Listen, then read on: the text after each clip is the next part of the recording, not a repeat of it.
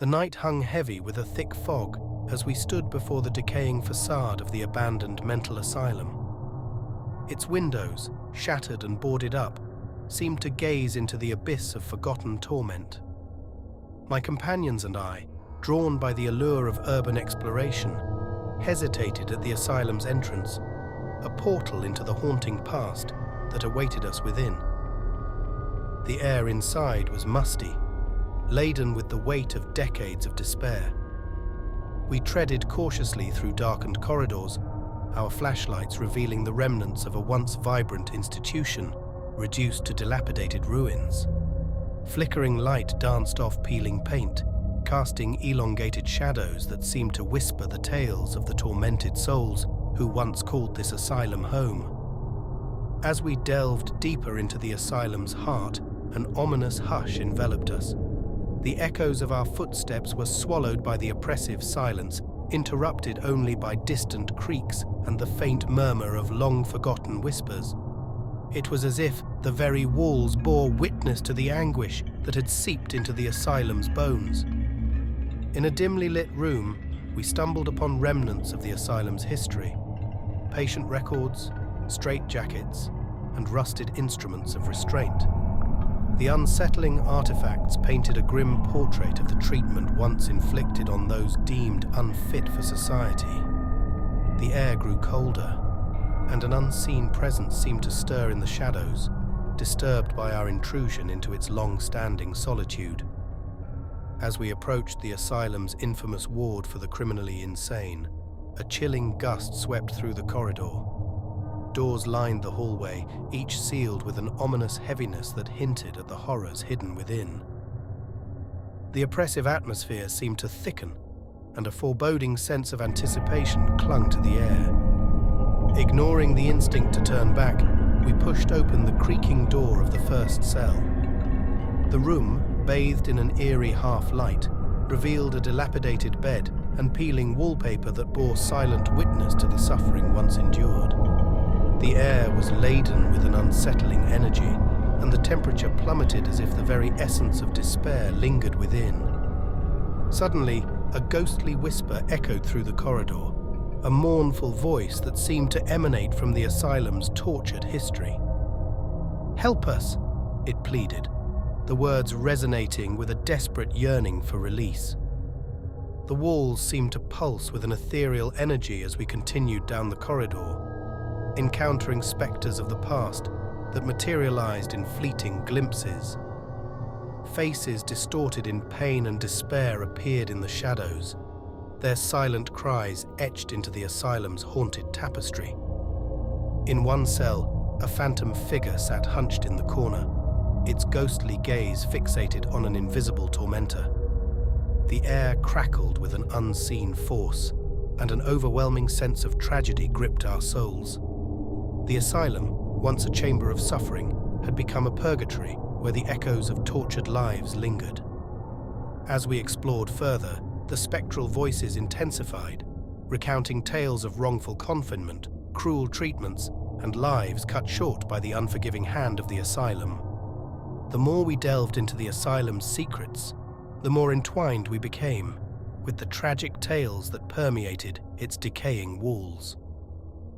In the heart of the asylum, we stumbled upon a forgotten chapel, a sanctuary that had witnessed the silent prayers of those who sought solace in their darkest hours.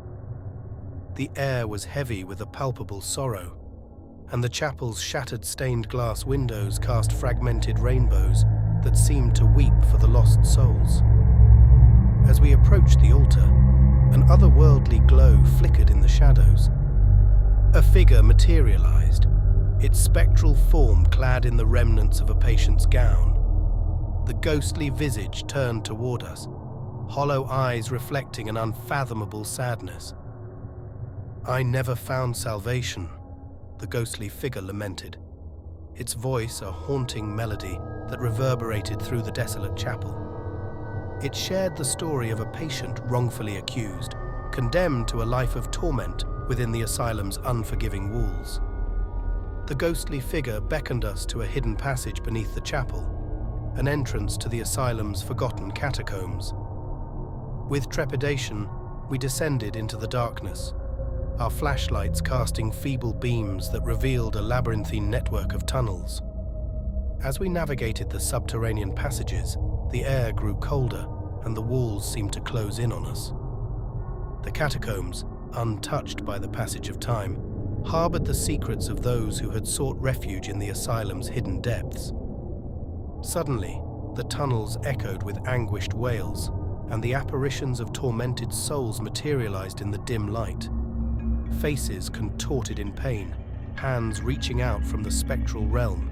The catacombs became a purgatorial realm where the spirits of the unjustly confined sought recognition and redemption.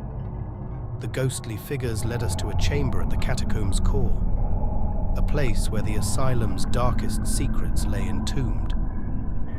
The air became thick with an oppressive force as the spirits converged, their mournful voices merging into a haunting chorus. In the flickering light, a shadowy figure emerged, an entity of malevolence that had fed off the suffering within the asylum for decades. It whispered tales of betrayal, exploitation, and the insidious corruption that had seeped into the asylum's foundations.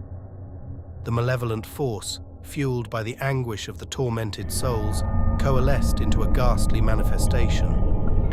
Its hollow eyes fixated on us, and a chilling laughter echoed through the catacombs.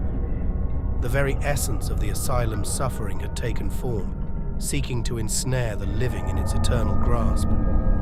In a desperate bid to escape, we retraced our steps through the twisting tunnels, pursued by the malevolent force that sought to claim our souls.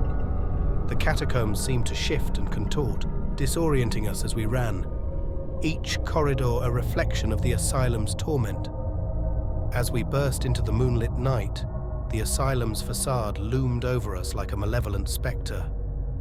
The fog, now thicker than before, seemed to seep into our very bones, carrying with it the anguished wails of the spirits we had encountered below. The asylum, once a chamber of suffering, now stood as a sentinel of the supernatural. The malevolent force, defeated but not vanquished, lingered in the shadows, awaiting the next unwitting explorers to cross its threshold. As we retreated from the asylum's cursed grounds, the fog clung to our memories, carrying with it the tragic tales of those who had suffered within its walls. The night, once pregnant with anticipation, had become a chilling reminder that some horrors are best left undisturbed. The asylum, a haunting relic of the past, had claimed its place as a spectral sentinel, standing guard over the tragic tales entwined with its forsaken corridors.